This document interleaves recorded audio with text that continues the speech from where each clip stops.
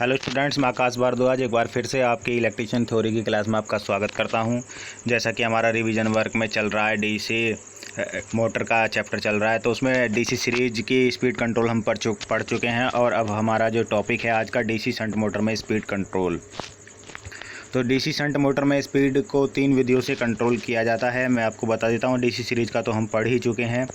तो DC shunt motor में मतलब जो 3 विधियां हैं वो यहाँ पर दी हुई हैं: फील्ड या फ्लक्स कंट्रोल विधि, आर्मेचर कंट्रोल विधि, वोल्टेज कंट्रोल विधि। तो इस प्रकार ये देखिए हमारा जो ये इसमें है, पहली जो विधि है फील्ड या फ्लक्स कंट्रोल विधि है। इसमें पहली जो विधि है फील्ड या फ्लक्स कंट्रोल विधि। तो इसमें ये देखिए, मैं दिखा देता हूँ, ये वाली जो पहली विधि है ये फील्ड या फ्लक्स कंट्रोल विधि कहलाती है। और जो दूसरी विधि है वो आर्मेचर कंट्रोल विधि है। वो फिर तीसरी है वोल्टेज कंट्रोल विधि। तो तीसरी में मल्टीपल वोल्टेज आ जाता है और वाइड लियोनार्ड विधि आ जाती है। तो सबसे पहली जो फील्ड या फ्लक्स कंट्रोल विधि है उसमें देखिए, आप डायग्राम देख रहे हैं, इसमें आर्मेचर लगा हुआ है, वेरिएबल प्रतिरोध लगा हुआ है, ये शंट फील्ड है। तो हम जानते हैं कि मोटर की स्पीड जो होती है वो एन समानुपाती होती है 1/5 के। अर्थात क्या होगा, फ्लक्स के बदलने से इसकी स्पीड पर फ़र्क पड़ता है। तो जैसे जैसे फ्लक्स बढ़ेगा स्पीड कम हो जाएगी, फ्लक्स घटेगा स्पीड बढ़ जाएगी। तो इस प्रकार ये कंट्रोल किया जाता है फील्ड फ्लक्स के द्वारा इसकी स्पीड को। और नंबर 2 पर हमारा जो आ जाता है, ये देखिए नंबर 2 में आर्मेचर कंट्रोल विधि। तो आर्मेचर जो कंट्रोल विधि है उसका डायग्राम हम आपको दिखाएंगे।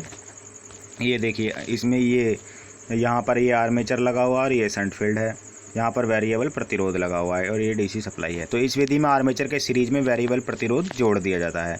प्रतिरोध को कम या ज़्यादा करके आर्मेचर पर वोल्टेज को कंट्रोल कर लिया जाता है। इस प्रकार आर्मेचर कंट्रोल विधि से स्पीड की मोटर की स्पीड कंट्रोल की जाती है। ये वेरिएबल प्रतिरोध जो जोड़ा गया है ये वाला, इसी से हम आर्मेचर की वोल्टेज को कंट्रोल करते हैं और जिससे इसकी स्पीड भी कंट्रोल हो जाती है। स्पीड कंट्रोल की यह विधि नो लोड स्पीड से भी कम स्पीड लेने के लिए प्रयोग की जाती है।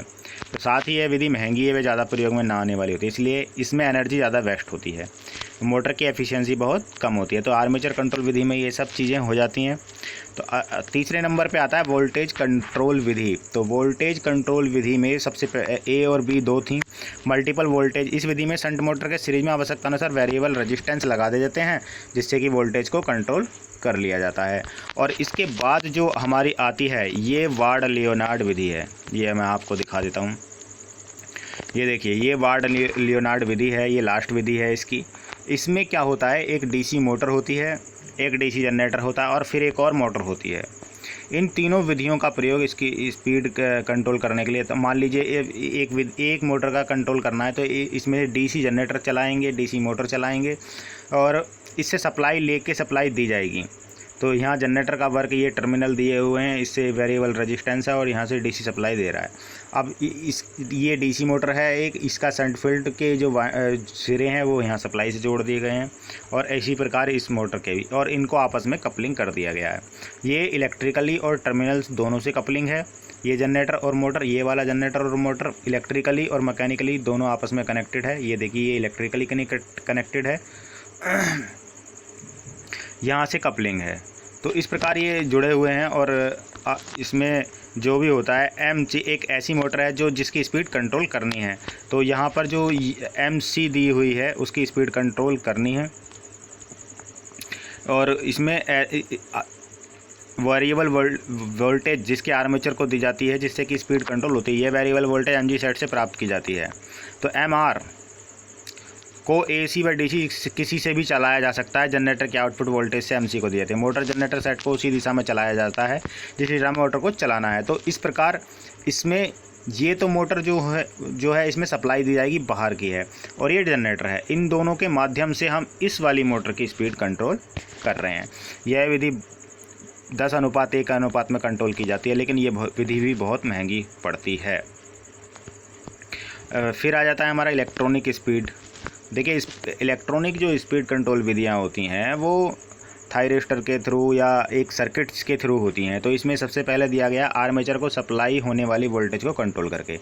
तो आर्मेचर को जो सप्लाई दी जा रही है उसको कंट्रोल कर लिया जाएगा तो स्पीड कंट्रोल हो जाएगी। फिर आता है फील्ड करंट को कंट्रोल करके। इस प्रकार जो फील्ड की वाइंडिंग है उसके करंट को कंट्रोल कर दिया जाए तब भी हम स्पीड कंट्रोल कर सकते हैं, या फिर दोनों विधि के द्वारा। तो इस प्रकार हम ये हमारा टॉपिक क्लियर हो जाता है। अगर इसमें अब भी आपको कुछ समझ में नहीं आता है तो आप हमसे पूछ सकते हैं, कमेंट बॉक्स में कमेंट